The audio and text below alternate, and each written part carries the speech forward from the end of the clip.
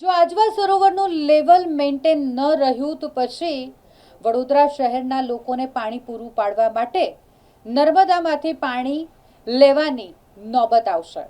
આ નિવેદન છે સ્થાયી સમિતિના ચેરમેન વર્ષાબેન વ્યાસનું. વડોદરામાં પાણીનો પ્રશ્ન વિકટ બનતો જઈ રહ્યો છે. આમ મોટી મોટી વાતો તંત્ર દ્વારા કરવામાં આવતી હોય છે, સ્માર્ટ સિટીની પ્રાથમિક સુવિધાઓ પૂરી પાડવામાં આવે છે તેની, પરંતુ હકીકત કંઈક અલગ જ છે. શહેરના અલગ અલગ વિસ્તારોમાં તમે જુઓ તો ખબર પડે કે ઘણી બધી જગ્યાઓ છે કે જ્યાં પાણીની સમસ્યા છે. ઘણી બધી એવી જગ્યાઓ કે જ્યાં પાણી જ નથી આવતું, ક્યાંક ઓછા પ્રેશરથી આવી રહ્યું છે, ક્યાંક દૂષિત પાણી મળી રહ્યું છે. અને તેની વચ્ચે આ સૌથી મોટો વિકટ પ્રશ્ન આવીને ઊભો રહ્યો છે. અત્યારે આજવા સરોવરનું જે લેવલ છે તે વરસાદ આવતા મેન્ટેન નહીં થાય તો પછી નર્મદામાંથી પાણી લેવું પડશે તેવી નોબત પણ આવી શકે છે. આમ તો વડોદરા મહાનગરપાલિકા મોટી મોટી બોલબાંગ પોકારે છે કે વડોદરામાં આખું વર્ષ ચાલે તેટલું પાણી આજવા સરોવરમાં છે, પરંતુ ખરેખર રિયાલિટી કંઈક અલગ છે. પૂર્વ વિસ્તારમાં અને અન્ય ઝોનમાં પાણીની વિકટ સમસ્યા છે અને હજી પણ શહેરના પ્રજાજનો પાણી માટે વલખા મારી રહ્યા છે.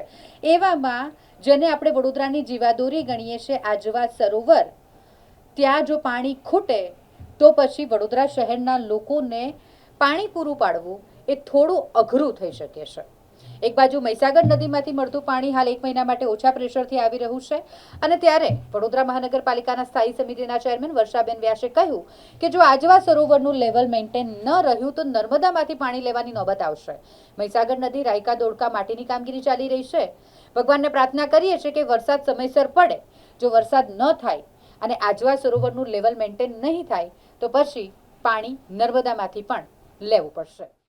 ના, અત્યારે તો 206.4ની સપાટી આપણે વડોદરામાં આજવા સરોવરથી આવતું પાણી લેવલ મેન્ટેન જ છે. 1 મહિના પૂરતું પાણી આ સફિશિયન્ટ પણ છે, પૂરતી રીતે આપણે આપી પણ શકશું.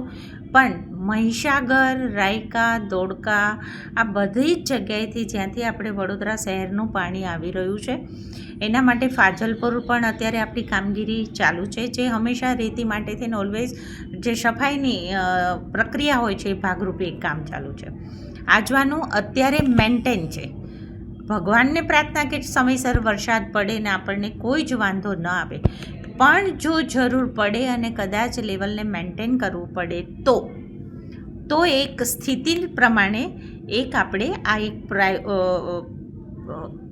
પ્રિપરેશનના ભાગરૂપે કે જેથી કરીને સમયસર જો વરસાદ ન થયો તો લેવલ મેન્ટેન ન રહ્યું તો જ આપણે નર્મદા આગળથી પાણી લેવાની એક ગણતરી પ્રમાણે આગળ આયોજન કરેલું છે.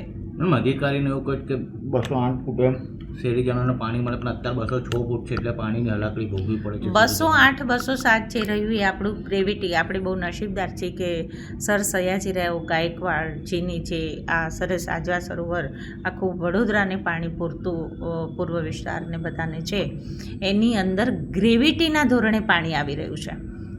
તો આ ગ્રેવિટી મેન્ટેનનો એક વિષય 208, 207 હોય છે ગ્રેવિટી પ્રમાણે ફોર્સફુલી.